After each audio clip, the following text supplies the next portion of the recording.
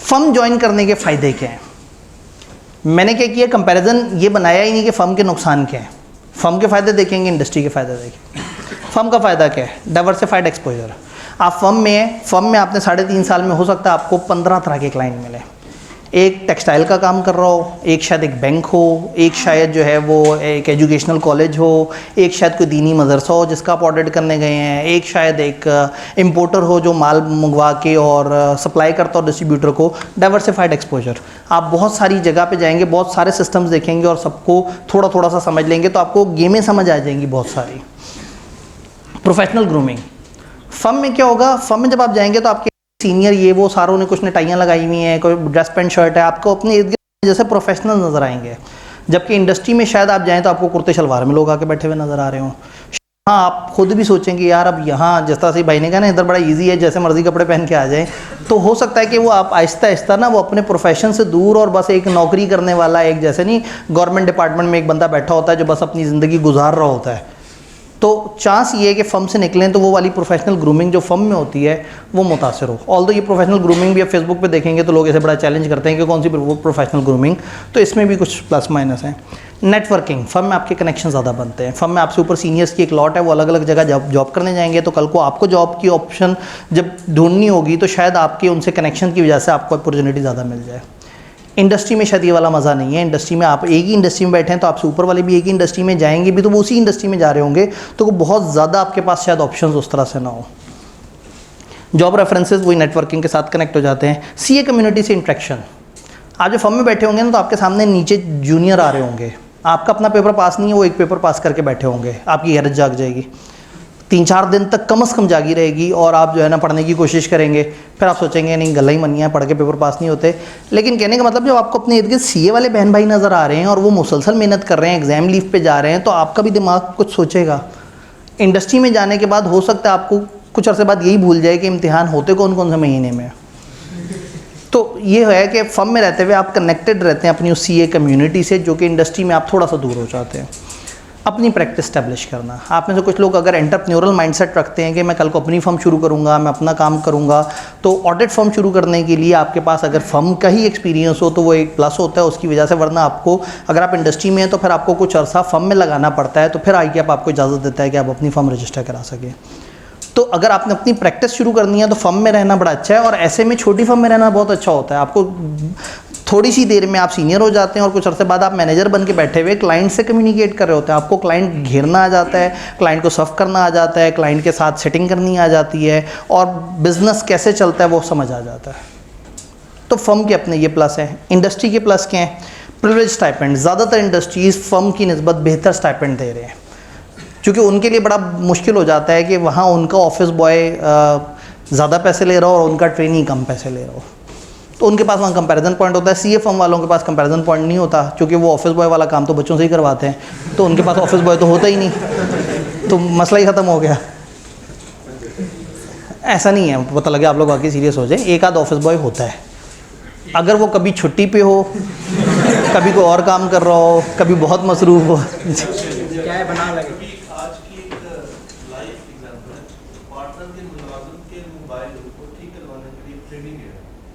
इन्होंने कहा आज का एक किस्सा इन्होंने बताया कि आज इन्हें खबर मिली है कि एक पार्टनर के मुलाजिम का मोबाइल ठीक करवाने के लिए ट्रेनिंग को भेजा है, क्योंकि मुलाजिम ज़्यादा पैसे ले रहा होगा। खैर, अगेन कहने का मतलब है कि ये देखें, ये प्लस माइनस आपको हर तरफ नजर आएगा। कहीं बहुत अच्छा कल्चर, कहीं बहुत बुरा कल्चर, कहीं बहुत अच्छी फर्म में आपको मिलेगा जो क्लाइंट वो गंदा होगा, कभी बहुत बुरी फर्म में आपका बड़ा अच्छा एक्सपीरियंस होगा। तो कुछ चीज़ें जो है ना वो कहीं और से भी चल रही होती हैं। कुछ चीज़ें आपके बचपन से किए हुए गुनाहों की वजह से भी आपको कहीं ना कहीं दुनिया में कर्मा मिल रहा होता है। तो कुछ चीज़ें तकदीर की तरफ से भी हो रही होती हैं, उनके साथ हम छेड़छाड़ नहीं कर सकते। हम अपनी तरफ से अच्छी एफर्ट कर सकते हैं, अच्छी नीयत रख सकते हैं। स्पेशलाइज की कैरियर पाथ, मैं इस चीज़ का बहुत बड़ा एडवोकेट हूँ। आपने अगर जाना है मैन्युफैक्चरिंग में, आपने अगर जाना है सीमेंट इंडस्ट्री में, तो वाई नॉट आज चले जाओ। 3.5 साल की ट्रेनिंग करने के बाद आप जाएंगे जी मैं सीमेंट सेक्टर में जॉब करने आया हूँ, कहेंगे सीमेंट का आपका क्या एक्सपीरियंस है? आप कहेंगे हाँ जी आज से कुछ 2.25 साल पहले मैं एक दफ़ा उनका रिव्यू करने गया था 4 दिन के लिए। तो कहेंगे यानी कुछ नहीं आता। आप कहेंगे नहीं 3.5 साल की ट्रेनिंग है। वो कहेंगे 3.5 साल की ओवरऑल ट्रेनिंग है ना, कंस्ट्रक्शन का एक्सपीरियंस बताओ। जी वो तो नहीं है, ज़ीरो हो ना, चलो यहाँ से कहानी शुरू करते हैं। क्योंकि अभी आपका स्पेशलाइज कैरियर पाथ नहीं बना, ये डाइवर्सिफाइड है तो बहुत बड़ा प्लस, लेकिन मास्टर ऑफ ऑल वाली बात है, jack of all master of none. जी सर, एक ऑयल रिफाइनरी में आर्टिकल्स मैंने किए हैं, जैसे एग्जांपल है, ठीक है, पाकिस्तान से अब मैं मिडिल ईस्ट में जाता हूँ किसी ऑयल रिफाइनरी में, ठीक है, जाके कहता हूँ कि मैं पाकिस्तान में है, तो क्या वो इसको मानेंगे? आपके आर्टिकल्स काउंट होते हैं ना। बात ये है कि अगर आप फर्म के बाद कहीं जॉब कर रहे हो तो काउंट होगा, आपने फर्म में 3.5 साल गुजारे हैं, और अब आप किसी एक सेक्टर में, आपने जॉब कहाँ करनी है, क्या 17 सेक्टर्स में जॉब करनी है? इंसान क्या होता है, शुरू में ना, शुरू के 2-3 साल में 1-2 तजर्बे करता है, उसके बाद किसी एक सेक्टर पर पक्का हो जाता है, फिर उस सेक्टर पर देर तक चलता रहता है। तो अगर तो आप आज ये बैठ के सोच लेंगे यही वो सेक्टर है जिसमें मैंने काम करना है, तो बहुत ज़िंदगी आसान है। वो याद है वो जो तीसरा मुश्किल टाइम है कि आर्टिकल ख़त्म होने के बाद जॉब ढूंढने वाला, और उस वक्त की एक नई मुसीबत की किस सेक्टर में जाऊँ, क्या करूँ, किस तरह से। फॉर एग्जांपल आपको बैंक बहुत पसंद है, आप बैंक से, मेरे अपने ज़ाती नज़रियाती इख्तलाफ अपनी जगह, लेकिन हर बंदे का अपना अपना स्कूल ऑफ थॉट है, अपना अपना तरीके चीज़ों को देखने का। फ़र्ज़ करें आपको बैंकिंग का कैरियर अच्छा लगता है, तो वाई नॉट कि आप अभी से ही अलाइड बैंक के अंदर चले गए, 3.5 साल भी वहीं गुजारे और आगे वहीं नौकरी करते रहे, और आपकी CV पे वो सारा टाइम काउंट हुआ। 5 साल बाद, 3.5 प्लस 1.5 साल बाद आप मुल्क से बाहर गए, आपने कहा मेरा बैंकिंग का 5 साल का तजर्बा है। तो स्पेशलाइज कैरियर पाथ है, आप पहले ही दिन से वो काम कर रहे हैं जो आपने सारी ज़िंदगी करने का सोचा हुआ है, रादर दिन 3.5 साल आप बहुत सारी तरह के काम करें, उसके बाद 1-2 साल तजर्बा करें, फिर किसी एक फील्ड पे पक्के होकर बैठ जाएं। तो अगर आपका माइंड इतना क्लियर है तो फिर आपके लिए वो वाली इंडस्ट्री बड़ी अच्छी है, प्रोवाइडेड कि वो भी आपको रख ले, क्योंकि जाहिर है उनकी भी तो यही सारे मसले हैं, वही डिमांड एंड सप्लाई वाले मसले।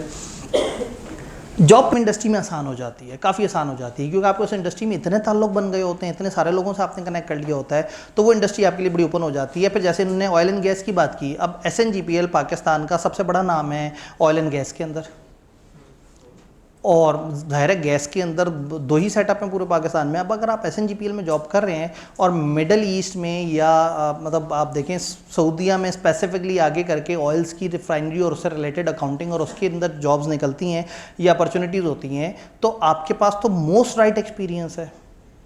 अब ऑयल एंड गैस ऐसी है जो आधी से ज़्यादा दुनिया की नीड है, ये बहुत बड़ी ग्लोबल इंडस्ट्री है। बैंकिंग भी एक बड़ी ग्लोबल इंडस्ट्री है, कंस्ट्रक्शन कुछ मुल्कों में बहुत ज़्यादा बड़ी इंडस्ट्री है, कुछ मुल्कों में हल्की फुल्की इंडस्ट्री है। तो आप पहले ही दिन से सोच लेते हैं कि मैं कौन से सेक्टर में हूँ, किस तरह से करके। प्लेसमेंट्स आपको उस जगह इजीली मिल जाती हैं, स्टडी के लिए टाइम मिल जाता है। ये एक और प्लस जो मुझे बड़ा पसंद है। फर्म में क्या होता है, एक बॉस है फर्म का मालिक, वो 11 बजे तो सो के उठेगा, फिर वो नाश्ता करेगा, फिर वो टीवी पे यूट्यूब लाइव पे मुख्तलिफ तरह की वो जो ख़बरें हैं वो देखेगा कि मुल्क में क्या चल रहा है, किस तरह से करके। 1-1:30 बजे के करीब सोचेगा अब नमाज़ का टाइम करीब है, नमाज़ पढ़ के ही निकलता हूँ। 2:30 बजे अपनी फर्म में पहुँचेगा, ट्रेनिंग सुबह से आया हुआ होगा। अब 2:30 बजे आएगा तो इसका रात 2 बजे से पहले निकलने का मूड ही नहीं करेगा। जल्दी मूड कर जाए, किसी दिन कम काम करना हो तो रात 11 बजे तक बैठेगा। जब रात 11 तक बैठा है तो ट्रेनिंग बेचारे एम ही खिलाकन बैठे हुए, काम कर भी लिया है, काम तो वो कर रहे थे, अब ये कहेगा काम रिव्यू कराओ। तो कल्चर फर्म्स में नॉर्मली लेट सेटिंग का बहुत ज़्यादा प्रिवेल करता है, चाहे वो छोटी फर्म हो चाहे बड़ी फर्म हो। सबको ये समझ आता है कि ज़्यादा काम करने का एक ही तरीका ज़्यादा देर तक बैठ के काम किया जाए। इंडस्ट्री में क्या होता है, मालिक सामने नहीं होता, वो कहीं बॉस सेठ कहीं अपने घर में बैठा हुआ होगा, उसका एक पूरे पाकिस्तान में को 500 तरह की जगह होंगी, उनमें से एक जगह पे आप बैठे होंगे और आपसे एक ऊपर एक मैनेजर होगा जो खुद भी 5 बजे छुट्टी करने के मूड में होगा, क्योंकि वो एक सिस्टम पे चल रहा होगा। तो इंडस्ट्री में नॉर्मली 9 to 5, बहुत लेट हो जाए तो 9 to 6:30, 6 इस तरह से कल्चर होता है। कुछ जगह 8 बजे शुरू हो जाता है तो 4 बजे भी ख़त्म हो जाता है। बट फर्म में सब कहते हैं कि जाने के टाइम का पता है, आने के टाइम का नहीं पता। तो लेट सेटिंग बहुत ज़्यादा नहीं है, जिसकी वजह से क्या होता है, आपको एक स्ट्रक्चर टाइम मिल जाता है पढ़ने का, आपको छुट्टियां भी प्रॉपर तरीके से मिलती हैं, आपको पढ़ाई का टाइम भी मिल जाता है, आपको वीकेंड्स पे भी ईजी हो जाता है। तो यहाँ रहते हुए पेपर पास करना काफ़ी ज़्यादा आसान हो जाता है। इंडस्ट्री में जब से मैं लोगों को रिकमेंड करूँ कि इंडस्ट्री एक अच्छी चॉइस है, उस वक्त के बाद से इतने बच्चों ने आके मुझे मिल के कहा कि सर आपने अच्छी चॉइस बताई थी, मेरे साथ वाले फर्मों में अभी तक 1 पेपर पास करके बैठे हैं, मैंने 5 पास कर लिए हैं, मेरा एक पेपर रह गया क्वालिफिकेशन के करीब, मेरे इस तरह से हो गया है। तो इंडस्ट्री वाले अगर सीरियस हों तो उनके पेपर जल्दी पास हो जाते हैं। कितना मज़ा है वो पेपर जल्दी पास करके क्वालिफाई करके फर्म में आके कहें वही वाली बात, मैं क्वालिफाइड हूँ, 30,000 में जॉब करूँगा। 6 महीने वहाँ लगा के टैग भी लग गया, CV भी खूबसूरत हो गई। और टैग क्या लगा, जूनियर ट्रेनी का टैग नहीं लगा, सुपरवाइज़र का टैग लगा, AM का टैग लगा, मैनेजर का टैग लगा। तो वो टैग उस वक्त भी लगवाया जा सकता है। तो अगर कोई इंडस्ट्री मिल रही हो और आपका माइंड क्लियर हो और आप अपने पेपर को लेके सीरियस हो, तो इंडस्ट्री भी बड़ी मज़ेदार अपॉर्चुनिटी होती है। तो दोनों के अपने प्लस हैं, दोनों के अपने माइनस हैं। आपको फर्म के बारे में ज़्यादा सुनने का इसलिए मिलता है कि बचपन से फर्म वाले ही आर्टिकल्स चले आ रहे हैं। तो अगर मैं टीचिंग में ना हूँ और मैं लोगों से कनेक्टेड ना हूँ, तो शायद मैं भी आपको यही कहता। ये ऐसे ही है जैसे अगर मैं टीचिंग में ना होता और मेरे से कोई कभी पूछता जी मैंने अपने बच्चे को सीए कराना है, कहाँ कराऊँ, मैं कहता पैक। मेरे ज़माने में होता ही पैक था, मैं जानता ही पैक को हूँ। तो अगर मैं टीचर ना होता और मुझे इस कम्युनिटी का ना पता होता, तो मैं वही आवाज़ देता ना जो कॉमन आवाज़ है। मेरे साथ पढ़े हुए सारे लोग जो टीचिंग में नहीं है, उन्हें पता यार हमने उस टाइम पे हमारे पास ऑप्शन ही पैक की थी, पैक से पढ़ा था, अच्छा कॉलेज था, हम लोगों ने पेपर पास कर लिए थे, तो हम सबको पैक का रिकमेंड करना शुरू कर देंगे। वही वाला मामला है, सारे लोग फर्म से निकले हुए हैं जो बुज़ुर्ग हैं, जिन से भी मशवरा लिया जाएगा, जो कहीं नौकरी कर रहा होगा, जो कहीं भी बैठा होगा, उसके आर्टिकल्स कहाँ से हुए होंगे? फर्म से। आप कहेंगे जी मैं फर्म से करूँ या इंडस्ट्री, उसे पता ही नहीं इंडस्ट्री क्या है। वो कहेगा नहीं भाई तजर्बा मत करो, फर्म में जाके करो, फर्म में सीखने का मौका मिलता है।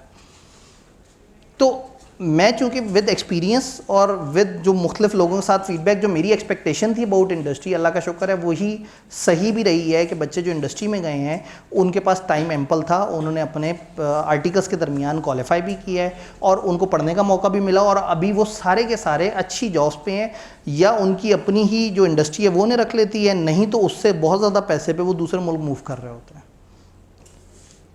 फिर पहले ही दिन से ज़्यादा पैसे हाथ में आ रहे हो ना, तो बंदा इजी हो जाता है। आजकल तो इस वक्त वो महंगाई ने जो कमर तोड़ी हुई है सबकी, तो हर बंदा चाहता है कि कैश फ्लो थोड़ा सा बेहतर हो।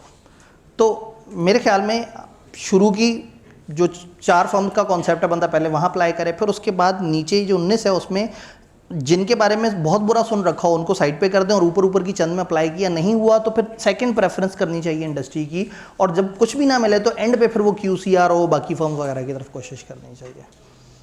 तो इंडस्ट्री के भी अपने अच्छे खासे प्लस हैं, और इंडस्ट्रियाँ बढ़ती जा रही हैं, और इंडस्ट्रियाँ बढ़ने की वजह से आहिस्ता आहिस्ता मोनोपोली भी कम हो रही है। आई विश कि एक टाइम आए पाकिस्तान में 250 कंपनियों जो ICAP से रजिस्टर्ड हो, और फिर फर्म वालों को बच्चे ना मिल रहे हो, फिर ये अच्छे स्टाइपेंड दें, ये अच्छे माहौल दें, ये लेट सेटिंग ना कराएं, ये अपने आप को बेहतर करें। अभी उनके साथ वही है, क्योंकि सप्लाई ज़्यादा है और डिमांड उतनी ज़्यादा नहीं है बड़ी फर्म के पास, तो इसलिए इस टाइम पे सम हाउ एक्सप्लॉयटेशन जारी है।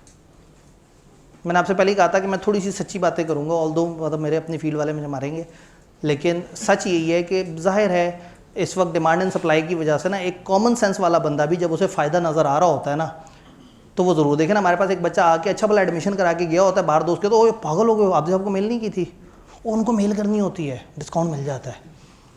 अब अच्छा भला वो डिज़र्व भी नहीं करता, लेकिन चूंकि उसे हो रहा है कि यार सिस्टम ऐसे ही चलता है, मैं भी मेल कर दूं शायद मुझे भी वो फ़ायदा हो जाए। तो होता ये है कि शरीफ से शरीफ आदमी भी जब उसे नज़र आता है कि यार सारे लोग इस तरह से फ़ायदा उठा रहे हैं, तो एक चार्टर्ड अकाउंटेंट जितना मर्जी अच्छा कल्चर सोच रहा हो अपनी फर्म का, जब वो देखेगा कि हर फर्म में इसी तरह का कल्चर है, तो अल्टीमेटली वो भी सम हो ना चाहते हुए तकरीबन वैसे ही कल्चर बना देता है जिस तरह का कल्चर का हम जिक्र कर रहे हैं। बात समझ आई? तो ये यहाँ तक की डिबेट थी।